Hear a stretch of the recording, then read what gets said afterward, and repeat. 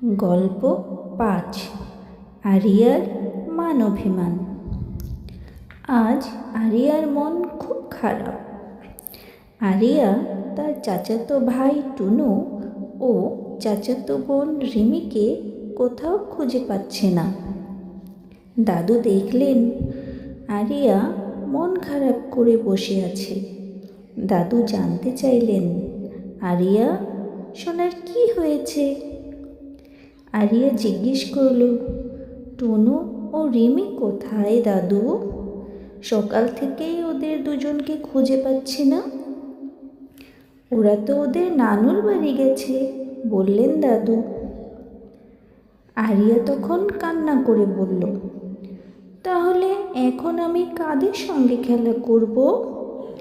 দাদু আরিয়াকে জড়িয়ে ধরে বললেন, তুমি আমার সঙ্গে খেলবে। কিছুক্ষণ পর কলিং বেল বেজে উঠল। দাদুর দরজা খুলতে গেলেন। আরিয়াও দাদুর পেছন পেছন গেল। আরিয়া দাদুর পেছন থেকে উকি দিয়ে দেখল আর ভাবল, মনে হয় টুনু ও রিমি এসেছে। কিন্তু না, স্কুল থেকে ভাইয়া এসেছে। আরিয়ার রাগ হলো, কেন এখনো টুনু ও রিমি এলো না? দুপুরে আবার কলিং বেল বেজে উঠল। আরিয়া দৌড়ে গেল। ঠিক টুনু ও রিমি এসেছে, কিন্তু না, পাশের বাড়ির খালামণি এসেছে। আরিয়ার এবার খুব জেদ হলো। সে মনে মনে ভাবল, ওদের সঙ্গে আর কখনো খেলবে না। বিকেলবেলা হঠাৎ কলিং বেল বেজে উঠল।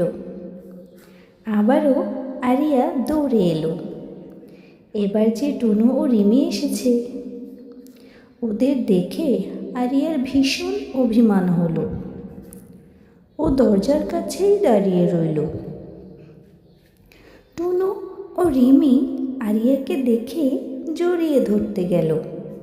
তখন আরিয়া অভিমান ভুলে হাসি মুখে ওদের জড়িয়ে ধরে বলল, আমাকে না নিয়ে আর কোথাও যাবে না কিন্তু।